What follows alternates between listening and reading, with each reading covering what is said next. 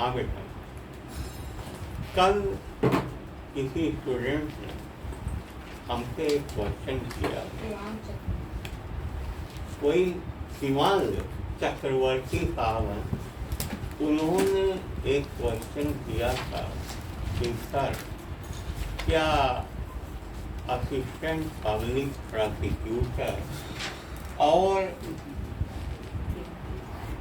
Assistant prosecuting अफसर क्या same चीज है या उनमें कुछ अंतर है? देखिए, अच्छा क्वेश्चन है नए बच्चे के लिए वाकई में। एक चीज अगर आप ध्यान दें, इसका जवाब देने के लिए आपको जाना पड़ेगा CRPC 1973 सेक्शन नंबर 24 और सेक्शन नंबर 25। आप देख रहे होंगे कि सेक्शन नंबर 24 में पब्लिक प्रोसिक्यूटर डिफाइंड है, जबकि सेक्शन नंबर 25 में असिस्टेंट पब्लिक प्रोसिक्यूटर डिफाइंड है। अब एक चीज पे ध्यान देना है, बीच में कर लिया पड़ेगा। एक चीज पे ध्यान ये देना है कि वहां तो ये लिखा ही नहीं है प्रोसिक्यूटिंग अफसर, वहां तो पब्लिक प्रोसिक्यूटर किस सेक्शन में है? 24 में है, और असिस्टेंट पब्लिक प्रोसिक्यूटर 25। फिर ये क्या, ये प्रोसिक्यूटर अफसर जैसी चीज क्या? देखो बेटा, एक चीज ये है, पब्लिक प्रोसिक्यूटर हाई कोर्ट में होते हैं, कोर्ट ऑफ सेशन में होते हैं, एक्सेशन कोर्ट में होते हैं। जिनकी नियुक्ति की प्रक्रिया यानी procedure regarding their appointment section number 24 CRPC में दिया गया है, वो है पब्लिक प्रोसिक्यूटर, लोक अभियोजक। सेक्शन नंबर 25 में जितने भी अधिकारी हैं वो असिस्टेंट पब्लिक प्रोसिक्यूटर, इनकी नियुक्ति लोक सेवा आयोग के द्वारा होती है। दूसरी बात, पब्लिक प्रोसिक्यूटर में एक्सपीरियंस रिक्वायर्ड है, लेकिन असिस्टेंट पब्लिक प्रोसिक्यूटर के लिए कोई एक्सपीरियंस रिक्वायर्ड नहीं। जैसा कि चक्रवर्ती जनाब ने सवाल किया है कि ये दोनों क्या एक नहीं है, एक जैसा कार्य करते हैं, एक नहीं है। असिस्टेंट प्रोसिक्यूटिंग अफसर, प्रोसिक्यूटिंग अफसर, इवन सीनियर प्रोसिक्यूटिंग अफसर, ये 3 अफसर ऐसे होते हैं प्रोसिक्यूशन डिपार्टमेंट में, जिनको हम अदालतों में लगाते हैं प्रोसिक्यूशन वर्क करने के लिए। जैसे स्पेशल कोर्ट, जैसे गैंगस्टर कोर्ट या SPSC कोर्ट में SPO साहब नियुक्त किए जाते हैं, SPSC में भी वही नियुक्त किए जाते हैं। CJM या ACJM के यहाँ प्रोसिक्यूटिंग अफसर को लगा दिया जाता है और उनके साथ किसी APO यानी असिस्टेंट प्रोसिक्यूटर को भी लगा दिया जाता है, ताकि वो सीखें, कुछ एक्सपीरियंस गेन करें। तो लेकिन वो चाहे SPO हो, चाहे वो PO और चाहे वो APO हो, उनका अपॉइंटमेंट CRPC की धारा 25 में होता है, इसलिए CRPC के निगाह में वो असिस्टेंट पब्लिक प्रोसिक्यूटर हैं। ये तो रहा चक्रवर्ती साहब के सवाल का जवाब। अब आज देखें कि आज का जो टॉपिक है वो है एविडेंस एक्ट में कई लोगों का ये रिक्वायरमेंट था, कुछ इनके क्वेरीज थे और क्वेरीज ये थी कि सर लीडिंग क्वेश्चन कब उन्हें पूछा जाना चाहिए, कब नहीं पूछा जाना चाहिए, इनका क्या महत्व है, इस बारे में जानकारी चाहिए गई है। उसी के जवाब में मैं आपको इस वीडियो में एक आंसर दे रहा हूँ। सबसे पहले अब क्योंकि 1 जुलाई 2024 से नए एक्ट लागू होने जा रहे हैं, तो अब जरूरत इस बात की कि जो कुछ भी हम लोग पढ़ें अब नए एक्ट के साथ पढ़ें। एविडेंस एक्ट में कितनी धाराएं थी? 167। जबकि भारतीय साक्ष्य अधिनियम में कितनी धाराएं? 170 धारा। ज्यादा अंतर नहीं है, क्यों मेमना था? इसलिए, लेकिन फिर भी 1 जुलाई के बाद सब कुछ नए से होगा, लेकिन पुराना पढ़ना बेकार नहीं होगा। अब हमारे यहाँ बच्चे बहुत है जो लोग राजस्थान का APO ले रहे हैं, उनको पुराने से ही लेना है। जो फिलहाल यूपी में गैस ले रहे हैं उनको पुराने से ही लेना है। इसी तरह और भी परीक्षाएँ अभी ली जाएंगी, तो वो भी जानना जरूरी है और ये भी जानना जरूरी है।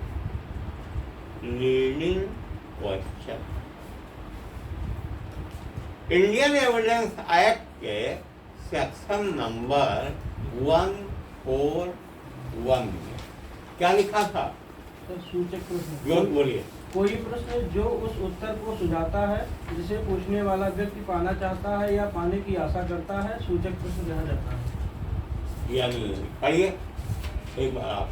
Any question suggesting the answer which the person putting it wishes or expects to receive is called a leading question. अर्थात लीडिंग क्वेश्चन यानी सूचक प्रश्न वे प्रश्न होते हैं जो उस आंसर को सुझाता है जिस आंसर को प्रश्न पूछने वाला चाहता है। जैसे अभी कोई तुमसे पूछे तुम कहाँ पढ़ती हो, तो तुम्हारा क्या जवाब आएगा? माँ वैष्णो देवी नहीं पढ़ती। अब हमें मालूम है कि ये माँ वैष्णो देवी की स्टूडेंट, ये उस प्रश्न में उत्तर छिपा हुआ है। अभी हम उनसे पूछे गौरैया देवी से कि वो कहाँ वकालत करती हो, क्या जवाब आएगा? सिविल कोर्ट बाराबंकी में। इसका मतलब ये है कि हम जानते थे कि इनका जवाब यही आएगा। ऐसे प्रश्न को कहा जाता है लीडिंग क्वेश्चन, जो हम लीड कर रहे हैं। समझ गई बेटा? लीडिंग क्वेश्चन यही होता है। अब इसमें डायरेक्ट क्वेश्चन किए जाते हैं। कितने बजे की घटना है, क्या समय था और क्या तारीख थी, स्थान क्या था, तुम वहां पर कैसे पहुंचे। क्योंकि एक विटनेस होते हैं रौनक, जिन्हें कहा जाता है चांस विटनेस। चांस विटनेस किसे कहते हैं? चांस विटनेस अगर आपसे पूछे हम क्या जवाब देंगे? चांस विटनेस बेटा उन विटनेस को कहते हैं जो अकस्मात वहां पहुंच गए बाय चांस। आप लोग कहते नहीं बाई चांस हम भी पहुंच गए वहां। जब ये नहर किनारे घूम रहा था बाई चांस ये भी पहुंच गए वहां। तो ये चांस विटनेस है। चांस विटनेस वो होता है जैसे मान लीजिए नंदा बेटा कोई आदमी किसी को मार रहा है और जब मार रहा है उस समय तुम भी वहां जा रहे थे बड़हर खरीदने, रास्ते में वो जगह मिल गई, तुमने भी उसे देख लिया, तो बाई चांस से देख लिया ना, चांस विटनेस। तो चांस विटनेस तो जो क्वेरी तुम लोग करते हो उनसे लीडिंग क्वेश्चन करते हो, क्या तुम्हारा रोज का रास्ता था ये, या आज फिर वहाँ क्यों चले गए, कोई खास वजह बताएंगे, इत्यादि इत्यादि। तुमने जब देखा तो ये मार रहा था, ये कैसे मार रहा था, चाकू से मार रहा था, गला दूर से मार रहा था, कि इसके हाथ में कोई आम इत्यादि। ये है बाई चांस पूछा जाता लीडिंग क्वेश्चन के कुछ उदाहरण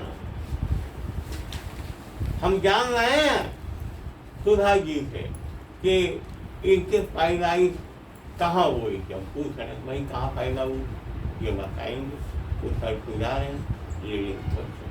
ये कहा था 141 इंडियन एविडेंस एक्ट में था, जो अब आ गया है रमणा सर कहाँ, सर सेक्शन 146 के सबसेक्शन 1 में 146 के 1 सेक्शन 1 में बिल्कुल सेम है, ठीक है। 142 पे निकाले जाए इंडियन एविडेंस एक्ट के, when may not be asked, यानी कब उन्हें नहीं पूछना चाहिए। ये चीज अब नए में कहाँ आई है, 146 के क्लॉज 2 में 146 के क्लास 2 में भारतीय साक्ष्य अधिनियम, इसको खूब दोहराओ, कहीं कहो भारतीय एविडेंस एक्ट लिख लोगी, कहीं कुछ लिख लोगी। 146 के क्लास 2 में और है से क्या लिखा है उसमें कि लंबक सर बोलिए। Leading questions must not, if objected to by the adverse party, be asked in examination in chief or in re-examination, except with permission of court. यानी जो लीडिंग क्वेश्चन उन्हें एग्जामिनेशन चीफ में और री एग्जामिनेशन में नहीं पूछा जा सकता जब तक कि अदालत की अनुमति न ले ली जाए। नहीं, यानी in examination chief and re examination it may not be off unless permission है already been granted by the court. तब ये पूछा कहाँ जा सकता है, उसका जवाब 143 में था। क्या था बेटा सुधा, क्या था 147 में सर उन्हें कब पूछा जा सकता है? कब पूछा जा सकता है, Cross examination. Examination of the witness 3 प्रकार के होते हैं। ये एविडेंस एक्ट में था सेक्शन नंबर 137 में, नए में कहा एक पहले होगा 135 वगैरह में कहीं होगा, अभी देख के बता देना। 142 है सर, 142 में है, पहले ही ठीक है ना। भारतीय साक्ष्य अधिनियम के धारा 142 में है, बोलना नहीं। इसमें क्या लिखा है 142 में, three type of examination witnesses, यही ना, एक बार पढ़िए रौनक 142 इंडियन एविडेंस एक्ट, भारतीय साक्ष्य अधिनियम। Section 142 examination of witness, subsection 1 The examination of a witness by party who calls him shall be called his examination in chief. Subsection 2. The examination of a witness by adverse party shall be called his cross examination. Subsection 3. The examination of a witness subsequent to the cross examination by the party who calls him shall be called re examination. ठीक है, तो लगभग वही है। एक चीज जान जाओ बेटा कि examination of the witnesses are of examination in chief, वो एग्जामिनेशन इन चीफ कौन कराता है? जो पार्टी बुलाए रहती है गवाह को, वही करती है एग्जामिनेशन इन चीफ। और क्रॉस एग्जामिनेशन कौन करता है? वो जो अपोजिट पार्टी का अधिवक्ता, और ये भी जो बुलाए रहता है। ये तीन चीज। अब एक सेक्शन पे आपका ध्यान ले जाएंगे, इंडियन एविडेंस एक्ट के सेक्शन नंबर 154। क्या था मेरी में? हेडिंग क्या थे? Questions by party to his own witness. अब एक चीज, ये वो धारा है जो भारतीय साक्ष्य अधिनियम की सेक्शन 157 नए में 157 157 में चला गया, 157 में गया है फॉर ट्राई विटनेस, जो था 154, वो आ गया 157 में। फॉर ट्राई विटनेस का हेडिंग जो वहाँ थी वह यहाँ भी होगी। वो ये है कि कब अपने ही साक्षी से क्रॉस एग्जामिन करने का परमिशन अदालत ले सकती है। इनको हिंदी में कहते हैं पक्षद्रोही गवाह। जिस पार्टी ने बुलाया है ये उसी का अगेंस्ट आंसर दे रहे। एक चीज जान जाओ बेटा कि जितने मुकदमे अदालतों में छूटते हैं उनमें से 60% मुकदमे सिर्फ होस्टाइल विटनेसेस के नाते को। आपने देखा होगा अभी तक ये आनंद था कि मरहूम मुख्तार अंसारी साहब के खिलाफ जो भी केस थे पहली बार तो गवाह आते ही नहीं, और जो आए सब होस्टाइल हो जाए। तो होस्टिलिटी एक मुख्य कारण है एक्विटल। इसमें होता प्रोसिक्यूशन गवाह लाया, वो गवाह आया, वो कह रहा है 161 पहले रिकॉर्ड हो जाता है CRPC का, जिसमें उसने बताया साहब मैं सुबह दूध बेच के आ रहा था, समय रहे होंगे 7:30 बजे, तभी हमने देखा कि दरोगा जी एक आदमी को दौड़ा रहे थे, एक सिपाही का, उसको पकड़ लिया। पकड़ने के बाद इन्होंने मुझसे कहा रुको, हम भी रुक गए साहब। तो इन्होंने जब पकड़ा उसकी तलाशी ली तो एक अदद देसी तमंचा और 2 अदद कारतूस ली। मेरे सामने फर्ज बनाई गई, मैंने भी उसके अंगूठा लगाया। फर्ज बनता रिकवरी मेमो, एक मेमो बनता है, उसी कहते हैं फर्ज, जो उर्दू जुबान का अल्फाज है लेकिन अदालतों में इस्तेमाल होता है। फर्ज गिरफ्तारी, फर्ज बरामदगी, फर्ज मिट्टी खून आलूदा, फर्ज एक अदद चाकू, फर्ज बरामदगी एक अदद लाश।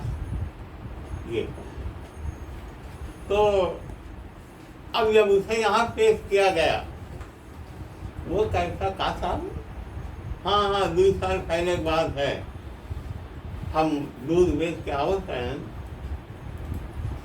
तो दरोगा जी मिले, हमें एक मने पकड़े रहे काहे पकड़े रहे, उसके पास कुछ मिला रहा कि नहीं मिला रहा हमें नहीं मालूम। अब वो हो गया होश टाइम, क्योंकि उसने अंगूठा लगाया।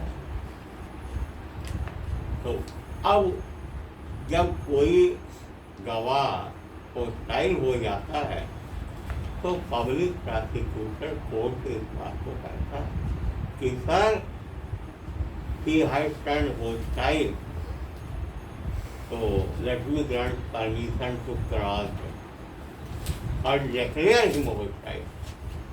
अदालत उसे hostile witness declare कर दे। अदालत उसमें लिखते बयान में at this stage witness has been declared hostile and learned public prosecutor इस परमिशन टू क्रॉस, फिर ऐसे क्रॉस का निशान लगा के नीचे लिखता बाय। ठीक है, अब वो पूछता है कि भैया एक बात बताओ, तुमने दरोगा जी को अपने बयान में ये कहा था, उसके बयान पढ़ के सुना देते, अब तुम ये कह रहे हो, तो दोनों में से कौन सही है? वो सही है या ये?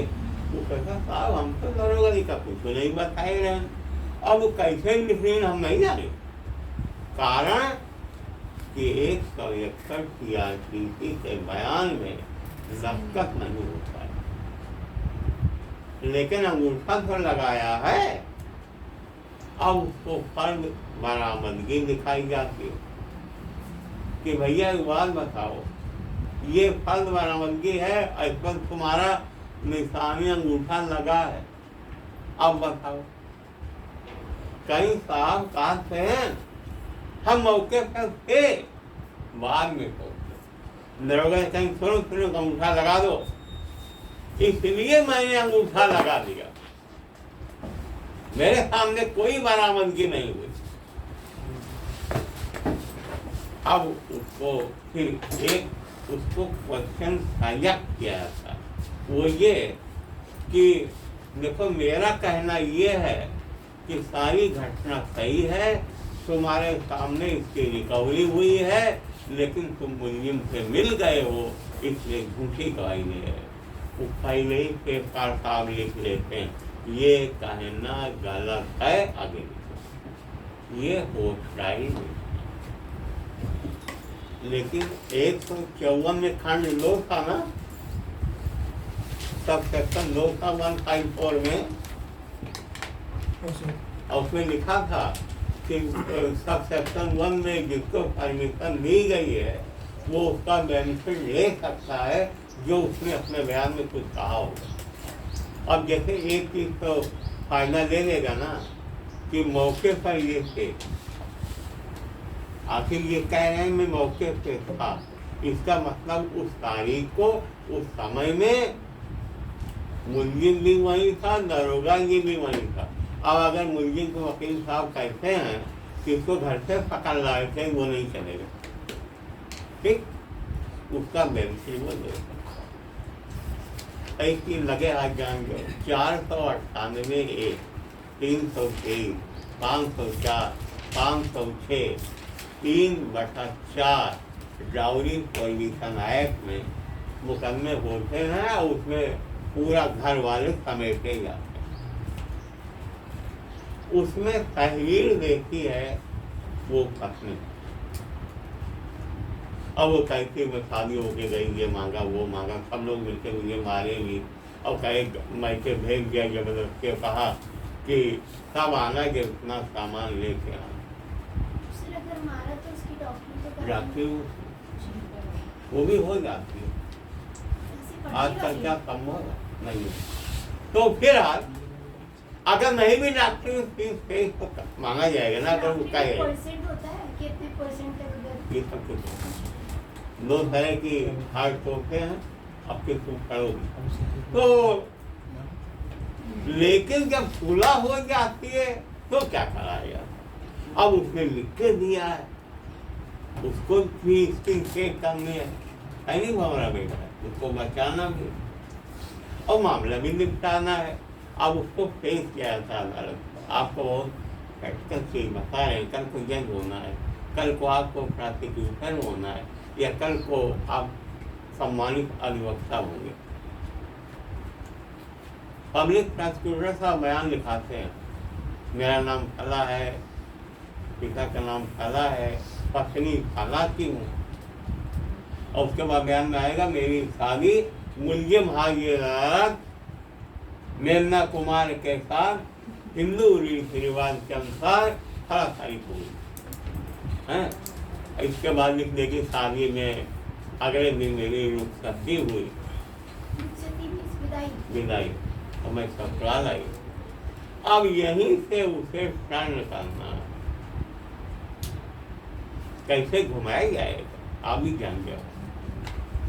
हम तो बहुत घुमाए हैं लाइफ में, क्योंकि होता क्या है कि कानून का एक उद्देश्य है घर बसाना, न कि घर बिगाड़ना। तरीका हम बता दे रहे हैं। हमारे लेक्चर बेटा वकीलों के लिए भी फायदेमंद है, प्रोसिक्यूटर साहिबान के लिए बहुत ही फायदेमंद है, और आने वाले पीठासीन अधिकारियों के लिए भी बहुत फायदेमंद है। लिखाया जाएगा, अब लिखा देंगे ना, शादी हुई, मैं रुखसत होके घर आई, एक आध हफ्ते के बाद, क्योंकि एक आदत लड़कियों की होती है, मायके में वो खूब काम करेंगे। जब हम गोरूलाल की लड़की ये लड़की देखने जाएंगे तो घर वाले यही कहेंगे, अरे साहब सवेरे 5 बजे उठ आते, नहा धो के पूजा करके बर्तन साफ करना, घर की सफाई करना, और पापा के लिए टिफिन बनाना, उनको टिफिन लेके भेजना, मंदिर जाना, वहाँ से आना, दोपहर में खाना पकाना, सबके कपड़े धोना, अपनी पढ़ाई करना। और जब उनका पदार्पण ससुराल में होता है, तब 8 बजे तक उनका दरवाजा उनके सासू माँ झाँकते हैं, अभी उठी नहीं, करेंगी क्या सासू माँ, बूढ़ों के ऊपर झल्लाएंगे। अब बूढ़ों भी क्या कहीं तुम ही बना, अब अगर बूढ़ा चाय बना ले तो वो अब उनको सब जगाने पड़ेगा ना, अरे बेटा उठो चाय बन गई, तब वो कहेगी कौन इतना सही आपको चाय बनाने की, अभी उठे नहीं, चाय आगे आगे, अब ना बनाए, मम्मी जी आप इतनी तो कमजोर नहीं हो गए, कभी चाय भी नहीं बनाते, तो बूढ़ा करे क्या। ये देखिए ला वाले बहुत संवेदनशील होते हैं, उनको मालूम होता है बेटा इस समाज में आज क्या हो रहा है, यही लिखा देते हैं। क्या लिखाएंगे आप प्रोसिक्यूटर होंगे, क्या लिखाएंगे कि साहब अब बचाना भी है ना, सुलह हो गई अदालत के बाद, इसके बाद घरेलू काम काज को लेकर और देर तक सोने को लेकर मेरे ससुराल वालों ने एकाध बार मुझे थोड़ा डांटा फटकारा, क्योंकि मैं किसी का बात को बर्दाश्त करती नहीं थी, हमसे बर्दाश्त नहीं हुई। अब एक बात और अपने को भी बचाना, मैंने गुस्से के कारण और लोगों के कहने पर बजरिए तहरीर मुकदमा लिखा दिया। वो तहरीर मेरे सामने मौजूद है, उसे गिरवी जानवाना है ना, जो जिस पर मेरे हस्ताक्षर हैं, जिस पर प्रदर्श जो भी होगा, 1 होगा, 2 होगा, 3 होगा, डाला है। अब आगे अब उसको सही करना, क्या कहलाया जाएगा, वो क्या कहेगी, प्रोसिक्यूटर साहब लिखा दे, दहेज को लेकर मेरे ससुराल वाले परिजनों ने ना तो मुझे कभी शारीरिक रूप से या मानसिक रूप से प्रताड़ित किया, कभी नहीं। ये तो बेचारे मेमना जैसे सीधे। अब यहीं से लिखा जाएगा hostile and this staying witness has been declared hostile and prosecutor is permitted to come. अब वो क्रॉस करेंगे, सीधे सीधे कहेंगे कि ये घटना जो आज मैं बता रही हूँ ये सत्य और मैं अपने ससुराल वालों के साथ रहना चाहता हूँ और जो भी मैंने कहा है किसी दबाव में नहीं कहा। 3 चीज़ आनी चाहिए। ये है बेटा, एक आपको उदाहरण मैंने दिया कैसे होस्टाइल कराना है। एक ही और, अगर आप प्रोसिक्यूटर की नौकरी करिएगा होस्टाइल करने में जरा सा संकोच न करिएगा, नहीं तो आपको करा जाएगा कि जब वो गवाह प्रोसिक्यूशन वर्डिक्ट का समर्थन नहीं कर रही थी, आपने उसे होस्टाइल क्यों नहीं किया? डिपार्टमेंटल इंक्वायरी हो जाएगी। इसलिए आपको क्या करना है, उसको डिक्लेयर करा दो होस्टाइल, इसी पे वो मुकदमा छोड़ देंगे, छोड़ दें। ना सर, अगर सुलह होनी है तो होस्टाइल करके करवा सकते हो ही जाता है। 99% सुलह इससे होते। कुल मिला के बेटा सेक्शन नंबर 141, 142, 143 नए में भारतीय न्याय संहिता में 146 अधिनियम का 146 के दोनों क्लास और 157 का साल यही है।